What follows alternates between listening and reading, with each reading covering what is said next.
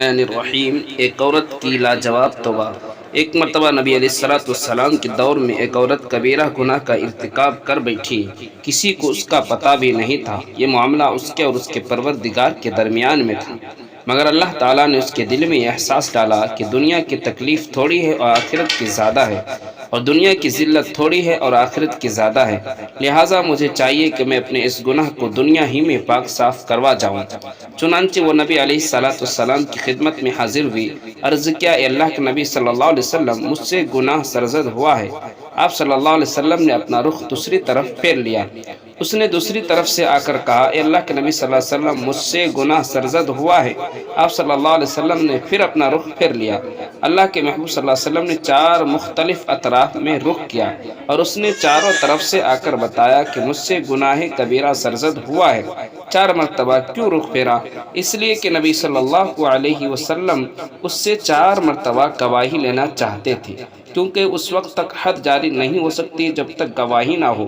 اس عورت نے اقرار کرتے ہوئے کہا کہ میں نے گناہ کیا ہے، اور وہ گناہ میرے پیٹ میں پل رہا ہے۔ اب میں چاہتی ہوں کہ آپ مجھ پر حد جاری کر کے مجھے اس گناہ سے پاک فرما دیں۔ نبی علیہ الصلوۃ والسلام نے فرمایا، ابھی جاؤ، اور جب وضع حمل ہو جائے پھر آنا۔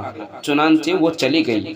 جب بچے کی پیدائش ہو گئی تو بچے کو لے کر پھر آئی، اور پھر عرض کرنے لگی، اے اللہ کے نبی صلی اللہ علیہ وسلم، اب آپ مجھ پر حد جاری کیجئے۔ اللہ کے محبوب صلی اللہ علیہ وسلم نے ارشاد فرمایا کہ ابھی اس بچے کو دودھ پلاؤ۔ چنانچہ وہ پھر واپس چلی گئی۔ 2 سال دودھ پلانے کے بعد پھر نبی علیہ الصلوۃ والسلام کی خدمت میں حاضر ہوئی اور عرض کرنے لگی، اے اللہ کے محبوب صلی اللہ علیہ وسلم، آپ مجھ پر حد جاری کیجئے۔ اب کی بار جب وہ آئی تو بچے کے ہاتھ میں روٹی کا ٹکڑا تھا جسے وہ کھا رہا تھا۔ وہ بتانا چاہتی تھی کہ اب یہ میرے دودھ کا محتاج نہیں رہا، اب اس پر حد جاری کی جائے۔